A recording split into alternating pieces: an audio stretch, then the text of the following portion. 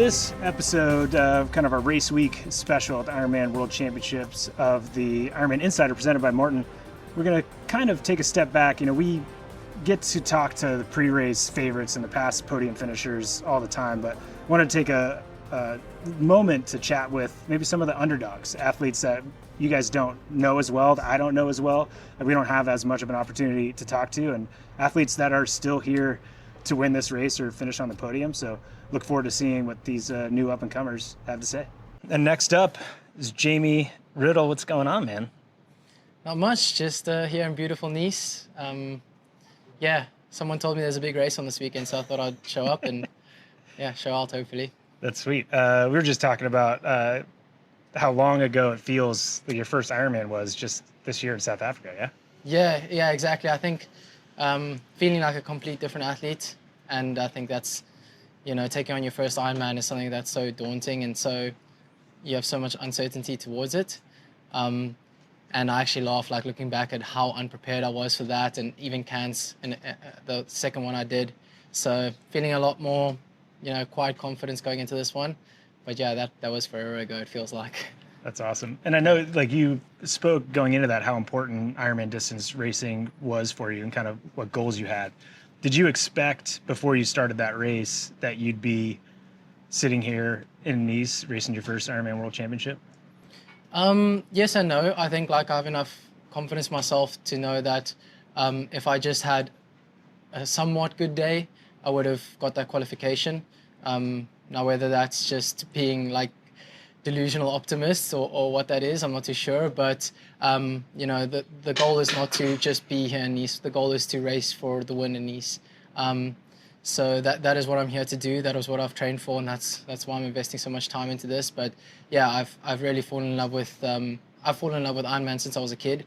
The whole message behind it and the whole journey to become the best Ironman you can. So to finally, like, be living that out and trying to pursue that is pretty cool. And everything's happening so quickly. I feel like this last 6-7 week camp that I just had was something, that was truly remarkable in terms of, like, how much mental, spiritual, and, you know, physical growth I had. So yeah, I'm really excited to toe the line. That's right. Do you, rumor is you trained with some decent athletes in that camp too? Yeah. Got to join Sam Laidlow, you know, world champion, ex-world champion. So that was pretty cool. But then also had Nick Thompson, who is, silent horse for the weekend, and a good friend, Dylan. So we just had a great camp, and I think, like, it was the best thing that I could have done was learning from Richard Laidlow and Sam Laidlow. I learned a lot about Ironman and the sport of Ironman, and also just about how to prepare for an Ironman that I was not doing prior to that camp. So, yeah. What do you think the biggest takeaway was for you in that? There was many. You know, I just wasn't training for an Ironman. Like, I know before, like, South Africa and Cairns, I hadn't done one 5-hour ride. Like, I hadn't done, one of them. So in terms of the actual training, there was differences, like really slowing things down, realizing that confidence isn't necessarily going into every session trying to be the best, but confidence is going into every session letting go of trying to be the best and just, you know, being really confident with what you can do on race day. And that's something that I saw from Sam and Richard, was just like, training is training, and there's a reason why you're going certain intensities and these sorts of things. Following, like, pretty strictly to perceived efforts and heart rates and power numbers and paces. So that was something that I definitely learned. But I think the overall takeaway was just watching Sam and how, self-confident he is, and how he is able to block out all the noise. So, like, he's not on Strava, he's not, you know, on Instagram, he's not watching YouTube channels, these sorts of things. He's not getting in his head. That was something that, as a 25-year-old, I definitely still need to learn, race IQ and also these sorts of things. That's right. No, that's a lot. And, you know, there's not many athletes in the sport that aren't looking around to see what everybody else is doing, right? Yeah, especially, like, here, like Nick, obviously, I'm staying with Nick Thompson. He did Kona last year, and I'm able to learn from his mistakes that he did last year, and he'll be the first to say, like, he looked around way too much. So after the camp with Sam, you know, Nick specifically actually sat me down. He doesn't look like a serious guy, but he can get pretty serious. And he sat me down and he said, Jamie, you're in incredible shape, and the only thing that can be a downfall is going to Nice and looking at Strava or looking at guys' sessions and getting in your head and these sorts of things. And it's been tricky being here. Like you see what everyone's doing, and it's hard not to compare. But like having him with me has been really cool, just to like, you know, keep that fun element, but also just hold each other back, like check each other in the morning and just be like, okay, we need to make sure that we are saving everything for race day, because I think that a lot of people have overdone it heading into the race. Yeah, no, fair enough. I've been able to call a few of your races, and I would say if I had to use a descriptor, it'd probably be aggressive. Yes. Right. Yeah. Especially, I think in South Africa, I was like, man, he's trying to drop everybody on that swim. Like you were swimming, so like you're aggressive in the swim, you're aggressive early on the bike, you're aggressive on the run when it's there. Where does that come from for you? I honestly, I can't put my finger on it. Like, I do think it is an aggressive racing style, but I think it's also a lack of race IQ. Like, and that's been something too hard to admit to myself, being like, you know, I always attribute it to like just this, I guess, lion mentality, or this like dog eat dog type thing that I have, which I do have, a killer instinct, but not using it intelligently. And that's like my biggest goal come 14th September is, again, being silent confidence instead of like, you know, putting it all out there, and saving cards and playing my cards right, because I think that's something that I've struggled to get a grips with, is that Ironman is like, you know, a game of poker. You got to be able to bluff at certain times. You got to be able to hold your cards close to your chest. And something that I haven't done in the past is do that. I've just put it all out on the line, and that's gone at a good fan base, but it hasn't served me well in both Ironmans. So heading into this day, like, you know, I think everyone's looking towards me in the swim to like set out the pace. And yeah, sure, I think I have a get out speed like no other. So I'm not going to not use that, because I do want to get a group of 4 or 5 of us away. But once we got that away, it's Maurten's job, it's Jonas's job, it's Sam's job. It's not my job as a 25-year-old kid to, you know, help them in their race. You know, they're the ones with the sponsors. They need to do what they need to do for them. Whereas I can be a passenger and race as an underdog, and yeah, hopefully shock some people. So play some cards in the swim and then hold them as long as you can? I think just because I do have like a 25-second 50 meter and like a sub 2 minute 200, I will naturally just do that and do that 80%. But then from then on, the goal is to just stalk like a lion and wait towards the end of the marathon. Because yeah, I think this course is, yeah, it's a beast. And if you try race too aggressive, it will hurt me. So yeah, and I think it's going to be different dynamics. You know, Jonas is not going to let Sam go. I know him. And Maurten is not going to let Jonas go. And I'm not going to let Maurten go. And you know, it's going to be quite interesting up front, with some heavy hitters coming from the back. So it's going to be really cool. But I think for myself, just, yeah, waiting for that back end of the marathon. Yeah, and you think, you know, there's been a lot of talk this year about the likelihood of a swim group getting away, and your name comes up, and Jonas's name always comes up. Has there been any like talking amongst this, or are you just gonna, it's kind of happens naturally? No, there has been. I mean, I'll be the first to say, like, I've sent Jonas a message. I've commented on Maurten's Strava. I've obviously chatted to Sam. Like, I think it would be, and Andreas Salversberg is also one of my good mates, and I think that's kind of the 5 of us are the strongest swimmers. You got some guys that are like in Matthew Marcotte, for example, like was just off in Cairns. You know, if I have guys helping me out, it'll be hard. It'll be hard for, you know, there's guys that might be there, might not. I think it would be silly of us to not use that strength and get like 2-3 minutes on the main pack of guys. And I think for sure I know Jonas and Maurten, we can do it. I know we can. But yeah, I think to do that, I think we're all going to have to split each other on the start line and just meet each other at the first buoy. I don't know. We'll have to see how it goes. Yeah, that's awesome. Look forward to seeing it. Yeah, we talk about your aggressive racing. But what what impressed me in Cairns was that aggressive racing. But often when you see athletes that are aggressive and it's not working out, they just kind of lay down.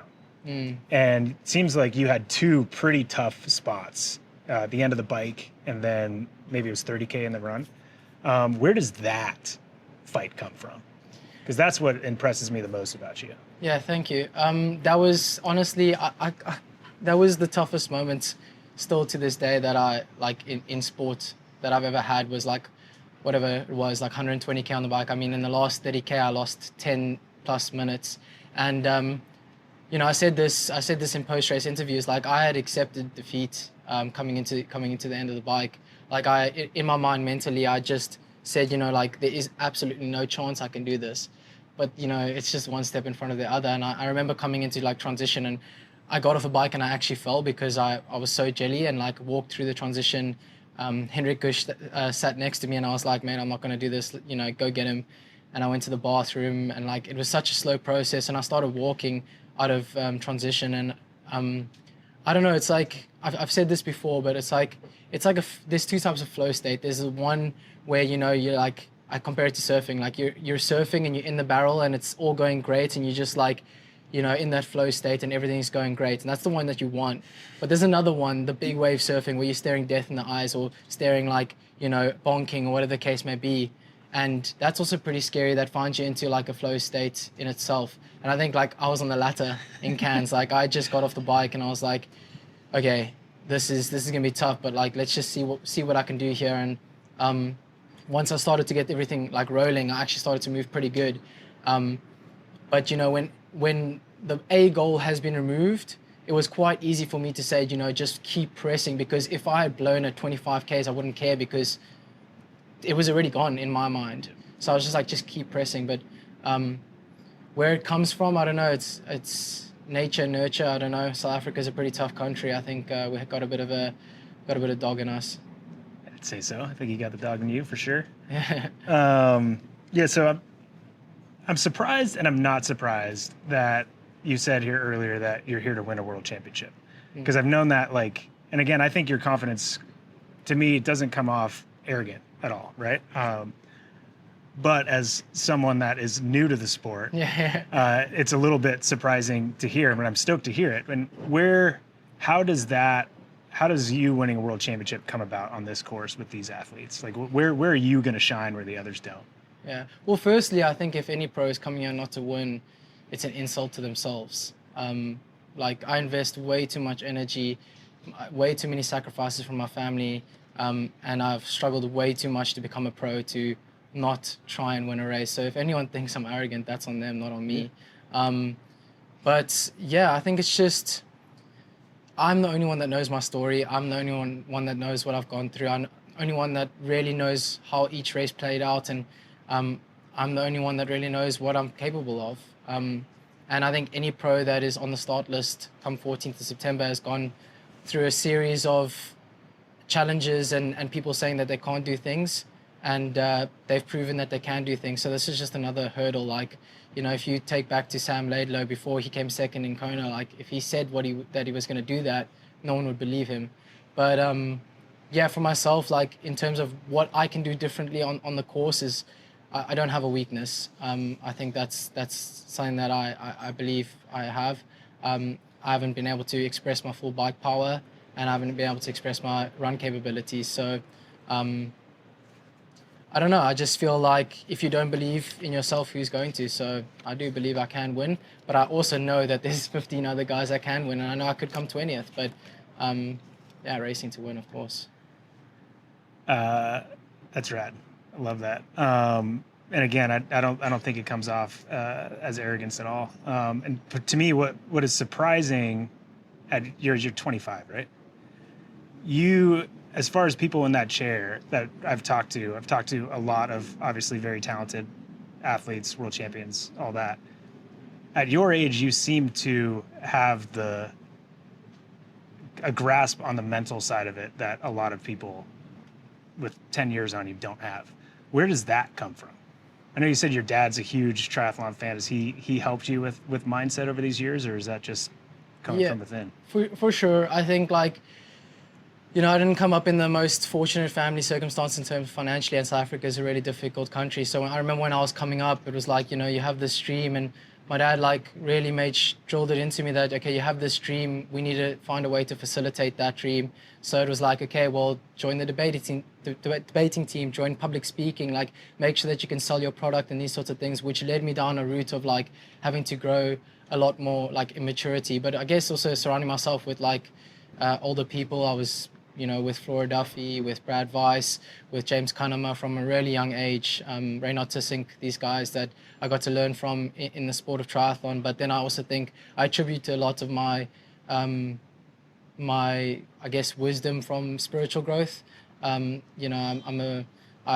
read the Bible every day, and I think a lot of wisdom comes from that. So, but yeah, I don't really know. Like, my race IQ is really weak, but I think my grasp on certain things in life is maybe, my priorities are set straight with that. Yeah, I would say for someone that says, if you say that your race IQ is weak, then it means to some extent it isn't, because you have an awareness around it, right? Yeah. Are you able to keep yourself in check? Do you think you will be able to keep yourself in check with race IQ when it comes to the race here this weekend? I think that's the biggest test for me, because it's like a balance, like that inner racer comes out and that aggressive style comes out. And I have not yet in my career been able to tone that down. Like, I just haven't, no matter what race I've done. It's always come out. So that's like the big challenge. And you are right. If you're able to acknowledge that your weaknesses or your faults, it is a level of IQ that is higher, or being able to like notice that. But yeah, I think it's going to be the test come 14th of September is, am I able to race smart? But I think, to develop in those facets, like, you need to take time to really, like, whether it's journaling, whether it's quiet time, whether it's actually like we train our body, we got to train our mind. So the last weeks I've really like disconnected from a lot, and tried to harness that energy for being able to channel it into racing smarter and being more, I guess, quiet. It's awesome. Yeah. I was telling you earlier, every race I commentate on that you're in, your dad sends me messages. He's pumped. Yeah. Could he be any prouder? I guess you'd have to ask him, but I would hope not. I mean, I think our boys, I mean, people can relate to that. Like, I just wanted, to be like my father. I wanted to hear, I'm proud of your son. And, he's actually on a flight on the way here now. So, yeah. My whole family, though, like, we've got a big family, and they're all on this journey together. But, my dad is a big reason as to why I'm here today. Ironman changed his life from, it turned his life around. So it was cool to witness that and bring my father back, really, because he wasn't really there in the beginning years, and Ironman brought him back to, the bonding and these sorts of things. So it's been really cool. But yeah, I think he's a super fan, and I think even if I don't know, DNF on the race, he'll still be watching the guys duke it out in front, because he's a triathlon fan. That's awesome. Well, I hope to get to meet him this week. Yeah. Enough messages back and forth for sure. Thanks for sitting down with us, man. Appreciate it. Cheers, I appreciate it. Well, our next guest for the podcast, you might know him from winning 70.3 Swansea, or his very popular YouTube channel. Here we go. Like, share, and subscribe. Yep. Smash that like button. Yep. To be fair, Leon wrote down some questions for me. So I thought he would. I can't wait. He's excited about it. Dude, how's it being here for your first World Championship? Also seems like you still got the camaraderie, you and Leon having fun, right? Does it feel pretty casual, or are you a little nervous heading in? Right now, feels pretty casual. You might have to ask me again as we get closer to race day, but to be honest, everything's been pretty chilled. I think mainly because this is sort of a bonus race for me. It wasn't actually the goal going into the season, but because Leeds went well and I managed to qualify, I was like, well, yeah, let's do it. So it just feels like quite a casual race, really, but it's obviously not. It's quite a big deal, so I maybe should take it a bit more seriously. Yeah, but do you think, though, there's an advantage to that, right? Like, you're maybe coming in here being like, oh, this is just a plus. I'm just going to get around the course, see what happens? I think so. I think there's something in being as relaxed as possible up to race day. Of course, on race day, there are going to be nerves before the start, but if you can reduce that as much as possible, I think there is a benefit, and I've always raced well, just being a bit more relaxed going into the race, not worrying about the result, just worrying about the process and trying to make sure I'm doing everything right for me. And if it goes well, it goes well. If it doesn't, it doesn't. It's just one of those. Yeah, and we've seen you more in the 70.3 distance, the shorter course stuff, right? Does this mean that there's a trend that we're going to see you more in the long distance Ironman racing? I think so. It's taken me certainly a few Ironman distance races to actually get it right. and by no means does that mean that every race I now do I'm gonna get it right. Yeah. But Leeds definitely showed to me that this is a distance that I feel like I can be good at, and so I think going forward into the future seasons, I will be focusing more on the full distance for sure. Rad. And obviously, but looking at results, obviously Leeds was good, but you never know from the athlete perspective. Like, did you finish that race being, okay, I'm stoked I got third, or like, oh, there's a lot more for me to be able to do here? Yeah, I think so. I think I went into that race thinking I'm just going to focus on myself. I'm not going to actually race it. I'm just going to treat it like an individual time trial almost. And I was very reserved. And I felt when I finished, it was obviously a really hard day and I was very tired, but I felt like there were areas that I could certainly push on, I could certainly improve on. And so that gets me pretty excited about what the possibilities are in the future. Sweet.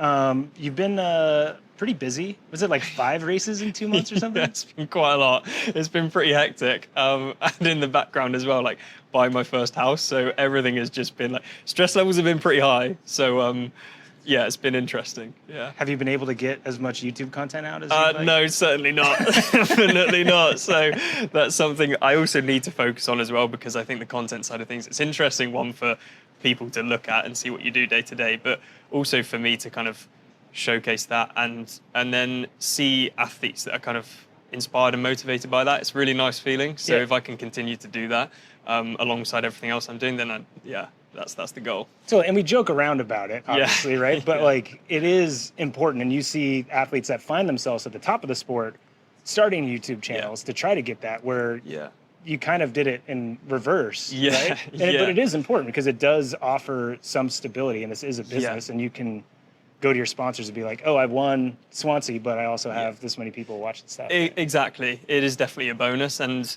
it's interesting to look back on that. You can see the journey through the videos that I've created, but also there was certainly a tipping point where I was like, do I focus more on the YouTube side of things, the content, and be more of a average athlete, or do I focus on being a professional athlete? And the YouTube potentially will suffer a little bit, but I can hopefully, once I become a better athlete, have more sponsorship, have more results, I can get someone on board to help me out with the YouTube channel. So that was certainly the decision that I've made. And now I'm getting better at being a professional athlete. I can hopefully hone in on the YouTube side of things as well a bit more. Right, sweet. Obviously, I talked about a little bit that your focus has been in the past more 70.3. Yeah. And obviously, your Swansea race was awesome. It was great seeing you and Leon battle it out. I think Leon thought you were going to slow down to give him some extra points. I felt actually I probably disrespected him a bit. When I overtook him on the run, I was like, I've made a mistake here. I've poked the bear. But he didn't come back to get me, so it was good. That's hilarious. Do we think, though, that like there's an advantage to you having more of that 70.3 snap, especially on a course like this, because it's so much reactivity? Yeah, good question. I'll probably be able to answer that after the race. I'm not too sure. Again, I think, it's a tough athlete's course for sure. So I would hope that I've got a certain level of ability to kind of raise the game, cover moves, certain things like that. But you just never know. I mean, the caliber of athlete that's going to show up on race day is going to be incredible. So I'm just going to have to see what happens. Yeah, and so what's the plan? Is it kind of lurk in the shadows and see if you feel good the second half of the run, or what? I think so. I think ultimately it's going to be a similar sort of plan to Leeds. I'm certainly not coming into this thinking, Leeds went well, so I'm just going to go full ham and see what happens. I understand I'm very much a beginner at this distance, a novice at this distance. So I need to respect that. I need to respect the other athletes on the course. And I think as long as I stick to my plan and my race, then I think this is the kind of course where people will think, it's a world champs. I'm just gonna, maybe magic will happen on the day. And I think the second half of the bike and the second half of the run, that will show where people have maybe not followed their own race plan. And I think if I can just follow my own race plan, if I can be present at the back half of the run, then I think it'll be good. It'll be good. Yeah, I'd say magic rarely happens. It's like if it doesn't happen, if you're not doing it in training, you're probably not going to do it on race day. But it's so easy to get overhyped when it's a big race like this. Yeah, and obviously, again, newer to the distance.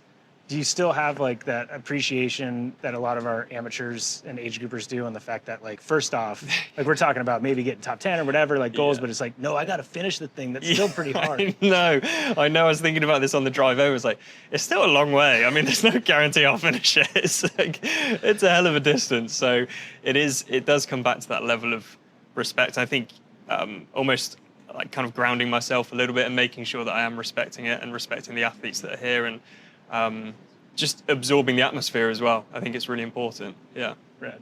Yeah, and it seems like in most years we say this, but this year people are saying it again. It's the most competitive World Championship field ever, right? But it definitely seems like there's a more variety of the type of athletes, right? We've got a lot of Olympic athletes, gold medalists, defending Ironman World Champions, obviously.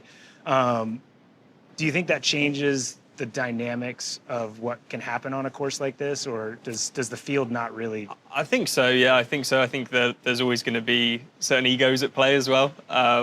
People wanting to put other people in their place, but I also think now there's so much depth in the field. It's not just you've got maybe 4 or 5 amazing athletes and then there's a big drop off. It's like I could probably list 20 guys that could win, or get on the podium at least. So the depth is incredible, and I think that then pushes the level of the sport on. It pushes the guys at the front on, and it means that hopefully for viewers it will be more interesting because you'll get people that really do put themselves on the line and potentially do risk blowing up. But that's obviously going to be good for people sat at home watching it. Yeah.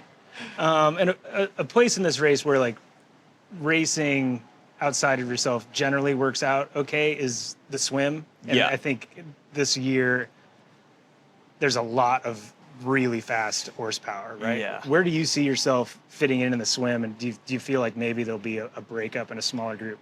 I would assume there will be 4 or 5 guys that want to get away in the swim.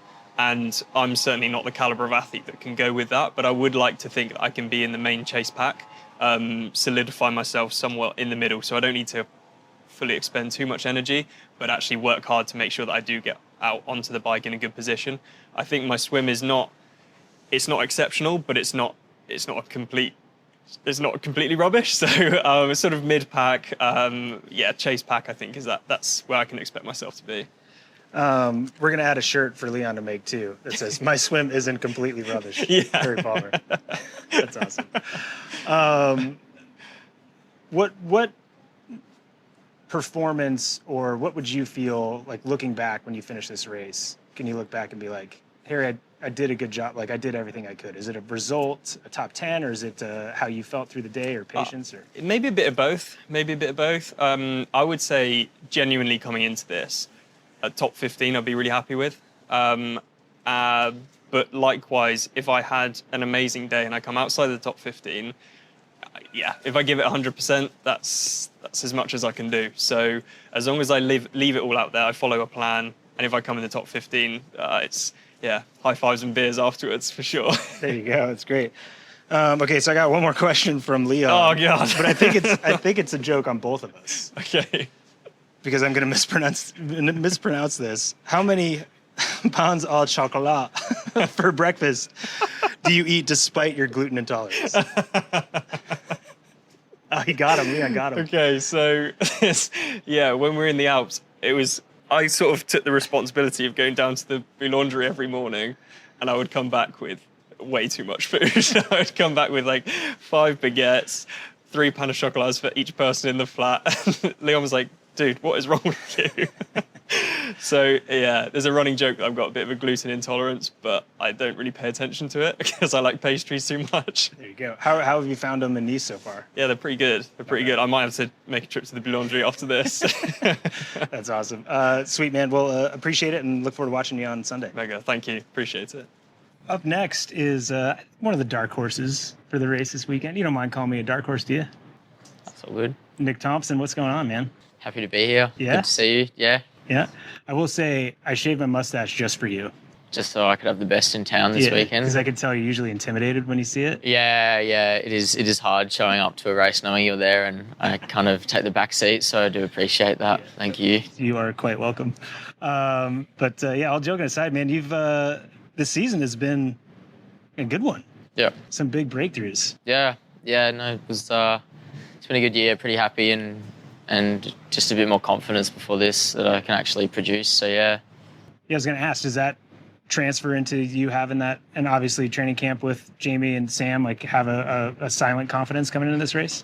Yeah, and obviously still, like, I haven't done that. This is only my second World Champs, and I just know I'm way more prepared than last one, so at least relatively I'm less stressed knowing that I've done a little bit more. So yeah.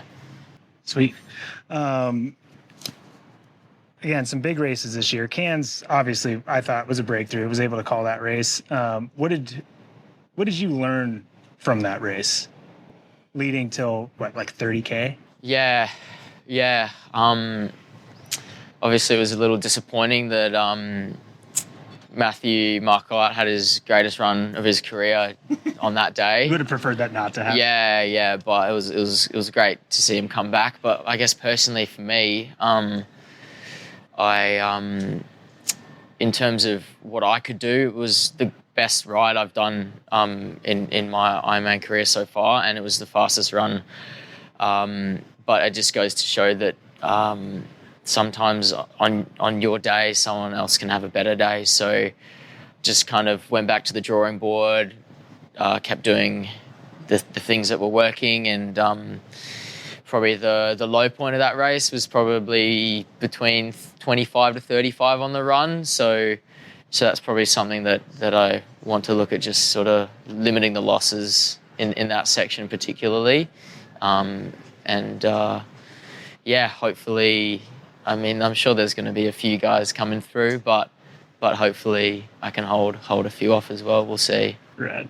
And when you look at that 25 to 35, was that preparation or execution for you on the race day?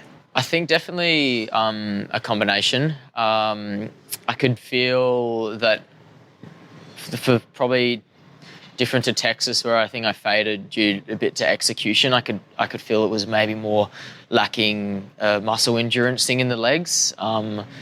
So I suppose that's something that's pretty easy to go away and just sort of carefully build up. And for the first time in a while, I managed to do a little bit more running without getting injured. So yeah, coming into a race injury-free is actually really nice as well.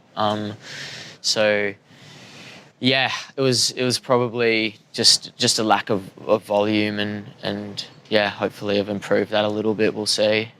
Yeah, I mean, from my perspective too, and it's a small sample, but calling the race at ZLMC, it seemed like obviously you were in prep for this race, right? And yeah. Still had, haven't looked through the results, but I believe it was your fastest 70.3 run, yeah?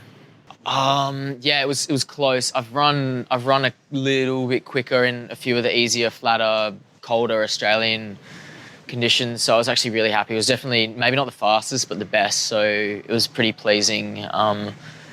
So yeah, just got to find another 13.1 miles or 21.1k. So hopefully. You could have done that at a lap of the course. Yeah, for training. I know that'd be big Hayden Wild energy there. That's awesome. But no, that's not me. I was pretty happy to get to the end there, to be honest. Yeah, I mean, and it was sweet to see, and obviously a lot came together at the very end of that race. And it seemed though that you were like pretty pumped on third, which you should have been. Like, did you show something to yourself on that race day?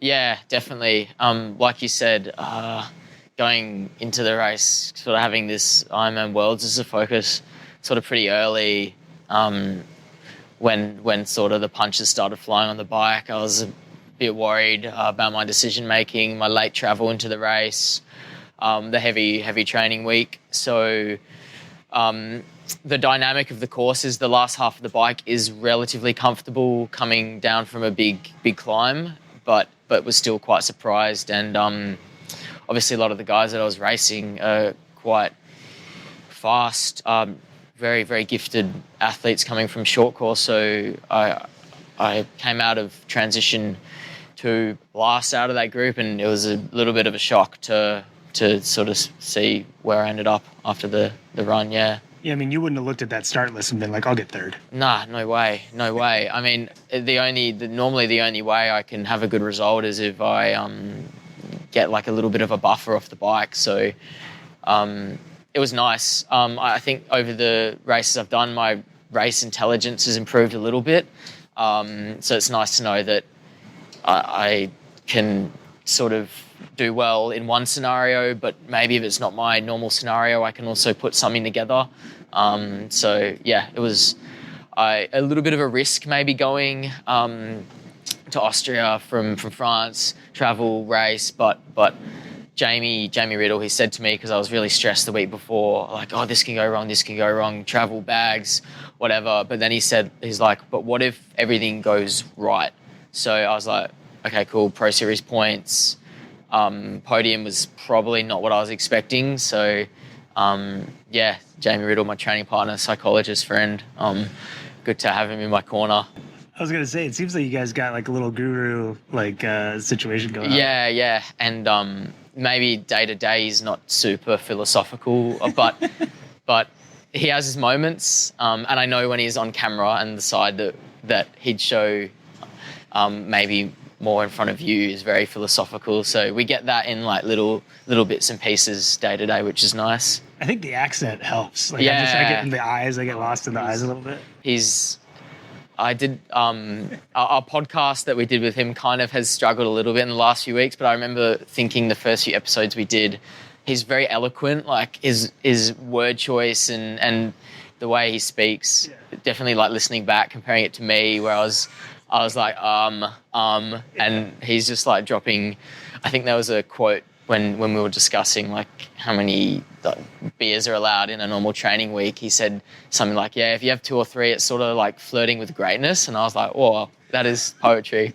So, no, he's been great. He's yeah. good for a soundbite. Oh, amazing. I had tears in my eyes after interviewing him. So inspirational.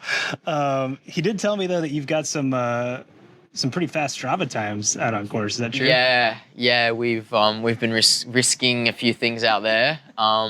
I'm a big believer that you got to save the racing for race day, but I just thought maybe I kind of felt like an F1 driver in like a qualifying. I think on Saturday I just was like, okay, I'm clicking lap at the top of the descent. I'm going to be safe, but I'm going to push it where I can. And I hope he hasn't revealed too much. I don't think I'm a big threat really, so I wouldn't worry about me. But he said it was a couple minutes. Yeah, no, I don't know what he's talking about there. I would just, if you see me like sitting in a group, I wouldn't worry about me for the descent. Nah. Love it. Don't pay attention to him. It's fine. Nah. And on open roads too. Yeah. So I think we'll go out and ride one more time, and we just got to be real careful. Just with those corners that sort of lack visibility. So we just got to get to the race safely, because I know, you hear it every year. Like always, someone has like one. Hopefully not. Fingers crossed, but occasionally someone has a bad accident, so we just got to be careful, not do anything silly, and then like the closed roads are just going to be insane. Like there's obviously been some like sort of like jokes and discussion around center lines over the last few years, but there's like no reason why you can't just hug the center line and on open roads feel real safe, and there's enough road there to really go fast. Yeah. Rad. You talked a second ago about race intelligence. How hard is it? Like, you probably know what the smart thing to do is on Sunday, but we also probably know that like once you're surrounded by all the guys, it's easy to go outside of that. How do you keep yourself like accountable for like not trying to go off the front? Oh, it is super tempting, especially because in the past, like I've been sort of carried away by like a nice looking bike time on paper, but it really doesn't mean anything. I think you just got to kind of calculate what is possible and what's not. And it is really hard to take yourself out of the moment, but obviously cycling is probably one of my stronger suits, and especially on a course like this where being a smaller body, lighter, low center of gravity, it will suit me. So I've just, I've just got to keep telling myself, if it's tough, it's got to be tough for everyone else. So, if someone goes and does something inhuman and it pulls off, maybe obviously watching from afar 2 years ago when Sam did it here, it was crazy. But that's such a deserved way to win a race. And I suppose for something like this, possibly the last Ironman World Champs in Nice, we don't know. I think maybe I do have to risk it a little bit. No one remembers who comes 15th, really. 15th isn't going to change my life. I'd love to change the trajectory of my life for the next 10 years. So, yeah, even though there's a smart thing to do and walk away with the safe result, like Jamie Riddle says, what if everything goes right? Yeah. Like Jamie Riddle says. Yeah, we're going to be saying that a lot, I think, in the future. For sure. But if you're in a group going to the descent, don't worry about it. Nah. Just let them go. It's fine. I don't know. If anyone wants to try and follow me down a descent, good luck to them. Nice. Yeah. Nice. I love it. What are you, at the end of the day, after this World Championship, and again, you said last shot in Nice, what will you be happy with? Top 5. Really happy. Anything, 5th to 10th, cool. Like it's an improvement on last year, but like this is my chance to change my life, and it's tough. It's being from Australia, there's not a huge amount of spotlight on the sport. It's popular, but it'd be good to just do it on the world stage and show that I'm someone that is worth supporting, and then I can sort of do this for the next 10 to 15 years, hopefully. Yeah. Yeah, that's sweet, man. And you do seem, though, as an athlete that, similar to Jamie, what we were talking about, it's like there's no lack of fight in you, right? Like the dog will come out the last half of that run, yeah? Yeah, for sure. We do some crazy things in training. It's always a slog in training, and a few of the things that I tell myself is like, you train through sickness and terrible days, and you manage to get up and go. Like it's hard in a race, but it's all there to play for. So if you've done it when no one's watching and it means nothing, like why would you not just do it when it means something? And another one that's been big for me is one of my close friends was in a bike accident in Bustleton in the 70.3 last year, and yeah, he's been a big support, and I watched him go through some pretty sort of rough months in hospital, and I don't know, like at the end of the day, you dig deep in an Ironman to race versus someone that's just dug deep to live. It's like, yeah, it is something, like especially on the weekend in ZLMZ, like when I was chasing down podium, I was like, what would Johnny do? What would Johnny do? He'd fight, push. So yeah, everyone has their reason. So I think maybe this year more than anything, I've found something extra to fight for. Yeah, that's rad. Was Johnny a little bit of why you were kind of emotional and pumped coming across that line in third? Yeah. I was fully gassed. I was thinking of him in the last couple K in ZLMZ. Same in Texas. Like I was chasing, and he always follows along and he watches, and I'm really lucky. Like I got a lot of people that jump on the YouTube live stream and throw out a few comments of support. I wish, I've never seen them because they obviously disappear after the live stream is done. But yeah, no, Johnny, everyone at home, it's part of the reason, yeah.